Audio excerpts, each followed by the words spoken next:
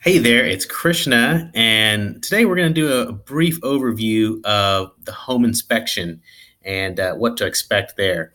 I won't be able to go into depth on every single piece of equipment that is inspected, but I can give you a general idea. And if you would like the actual home inspection outline, you can download that if you want to get every single detail.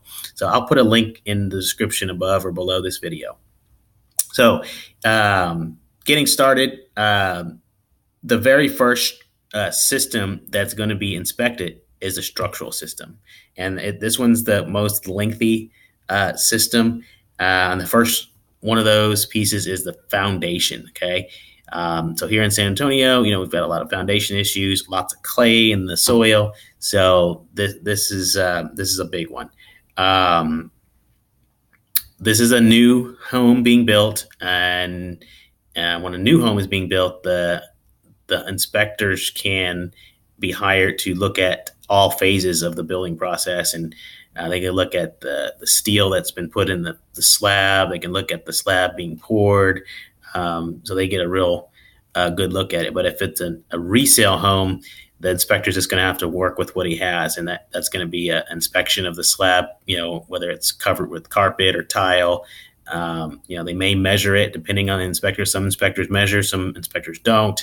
So that's a good question to ask. Um, they're also going to be looking at the grading and drainage around the foundation. That means if the soil is graded in a way that the water will shed away from the foundation.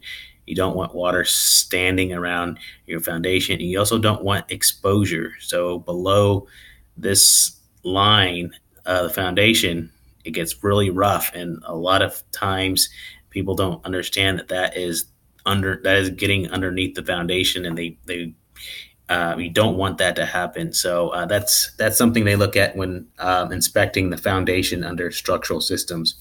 Um, the next thing that the inspector is going to be looking at is roof coverings.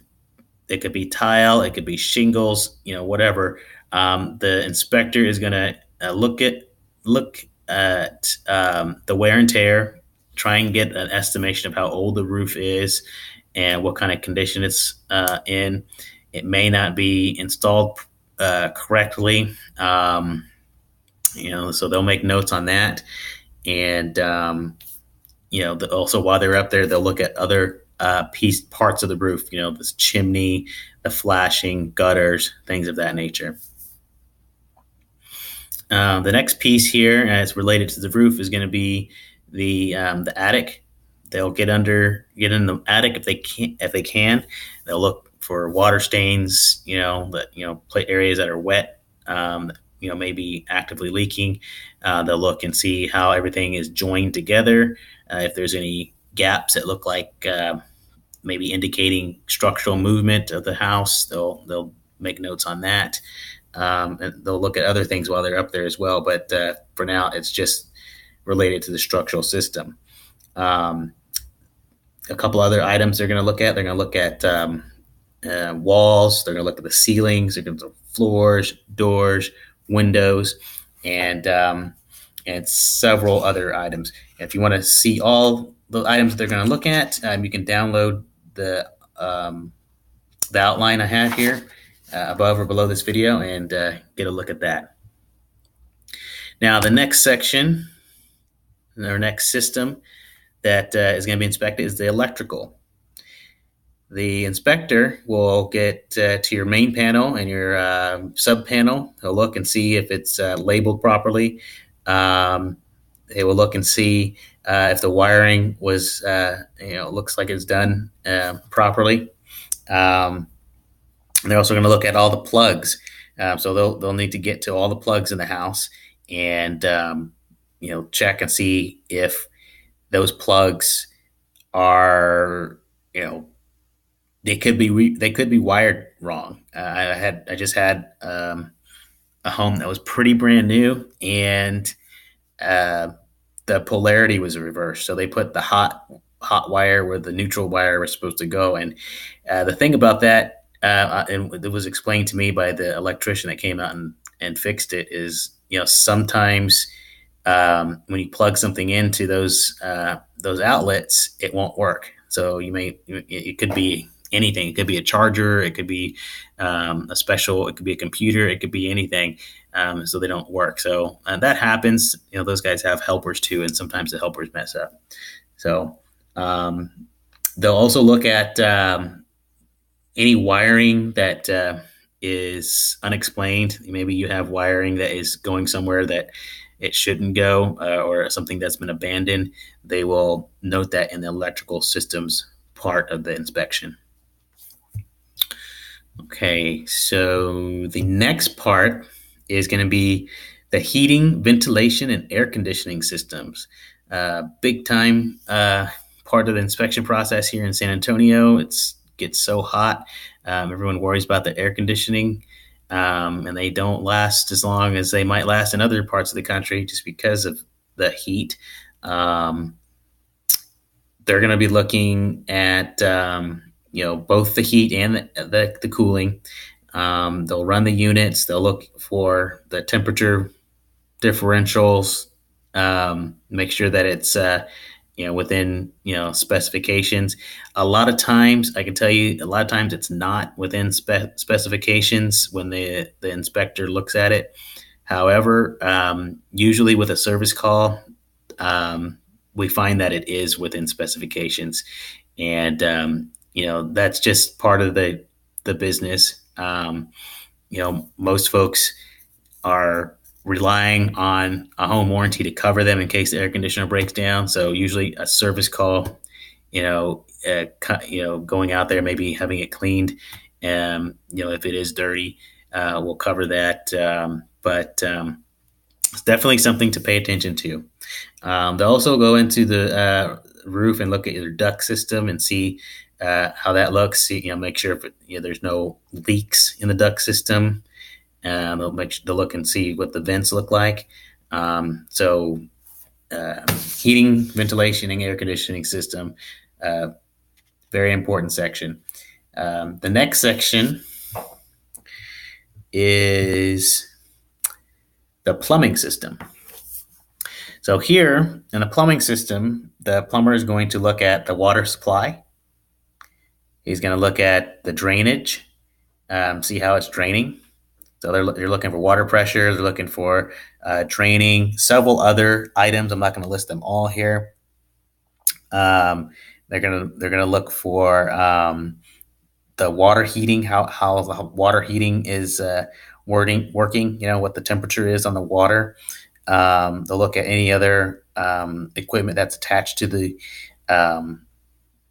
the system, whether it's hydro massage therapy equipment or maybe even the water, if a water softener is attached, they'll make note of that if everything's if anything's leaking or not.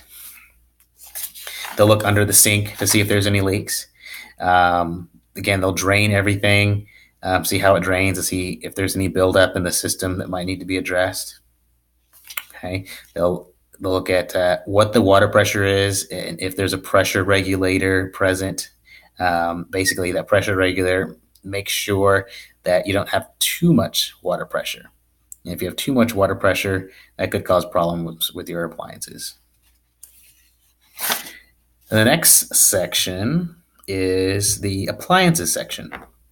Now, not every most inspectors do not inspect the refrigerator, and many will not inspect the microwave unless it is a built-in microwave. So, if those things are included, you may need to pay extra for a refrigerator. I don't know. I haven't had. Actually, I've had one inspect a refrigerator. I don't think they charge anything, but it's not something they usually inspect. They will run the dishwasher. They will run the stove and the oven, and they will run the ventilation system. They will run garage door openers. They will run other appliances that are installed in the house that convey. Okay. And then finally, we have optional systems. And one of the optional systems might be a sprinkler system. Right? Something that not most homes have, but if it's present, they'll usually run it, a cycle and see, if it's running or not, and make note of any broken sprinkler heads or if any of any of the zones are not working. Okay, if there's a pool and the home inspector actually does swimming pools, not all of them um, will do inspections on swimming pools.